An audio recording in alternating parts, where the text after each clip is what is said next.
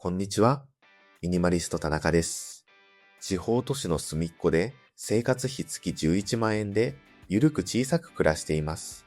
このラジオはミニマリズムで社会のスピードから降りて自分を取り戻すことを大きなテーマに Kindle 出版で30冊以上の著書を持つミニマリストの僕が無理しない生き方やミニマルに暮らす方法などについてお話ししています。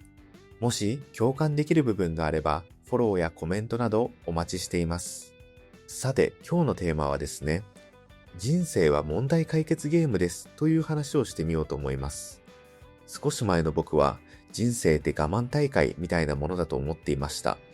頑張る、耐える、無理する、そしてなんとか前に進む。ずっとそんなイメージで生きていたんですよね。でも最近は少し考え方が変わりました。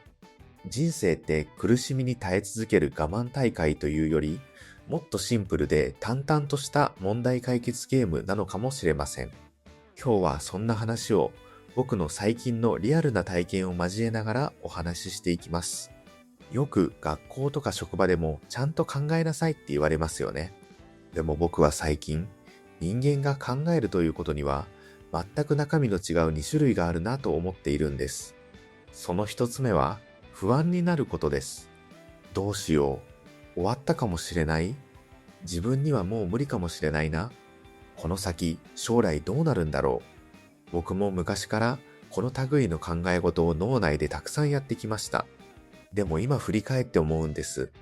これは一見将来のために考えているようで、実はあまり考えていない状態なのかもしれないなと。ただただ不安というネガティブな感情が脳内でぐるぐると回っているだけなんですよね。もちろん不安になること自体は悪いことじゃありません。僕たち人間ですから波があるのは当然です。でも不安になって落ち込むだけで終わってしまうと現実の生活は何一つ変わりません。そこで大切になるもう一つの考えるは問題を解くことです。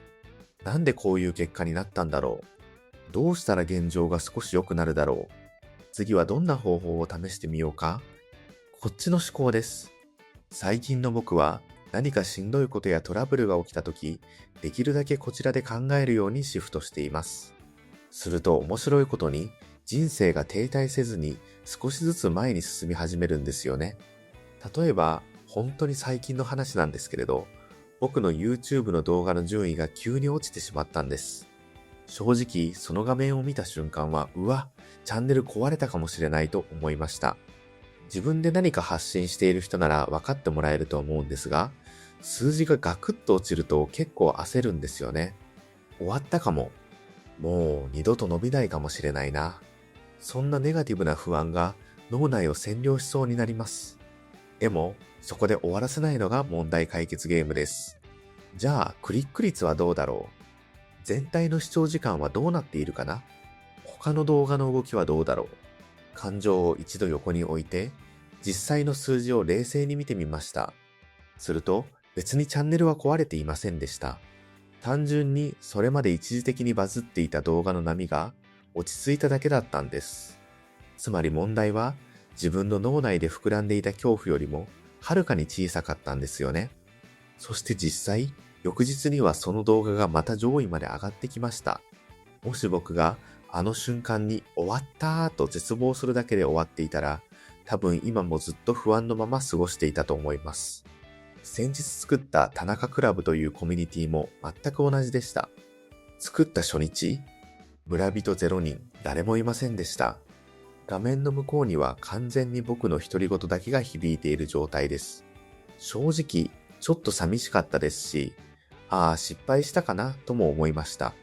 でも、そこでじゃあどうしたらいいだろうとゲーム感覚で考えてみたんです。どうしたらみんなが入りやすくなるだろう。どうしたらこの存在をみんなに知ってもらえるかな。まずは初月無料にしてみようか。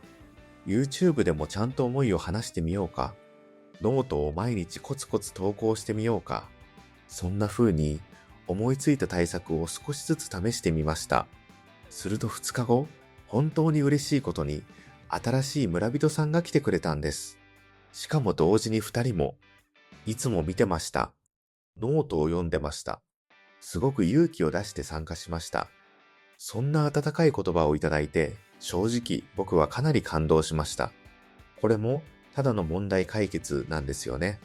誰も来ない、だから終わったと心を病むのではなくて、じゃあどうしたら良くなるだろう。そうやって冷静に問いかけて試してみた結果でした。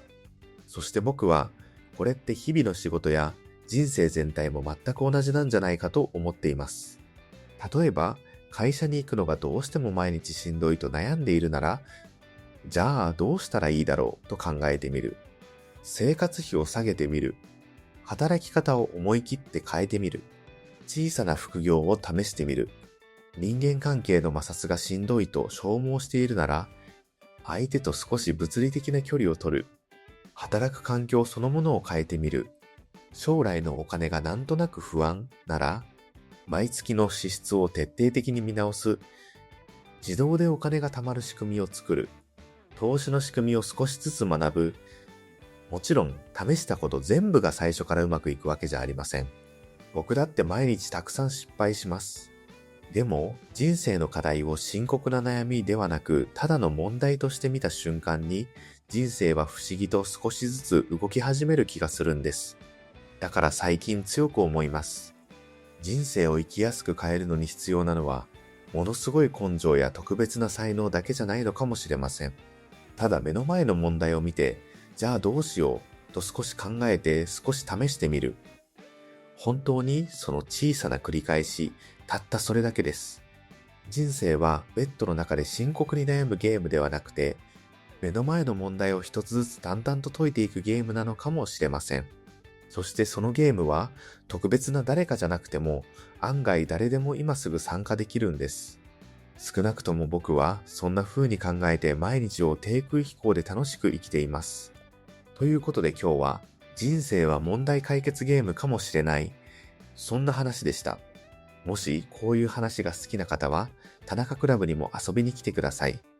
僕隊長は今日も人生について何か考えています。詳細は概要欄に置いておきますね。それではまた次回の放送でお会いしましょう。フォロー、コメントいただけると嬉しいです。ミニマリスト田中でした。バイバイ。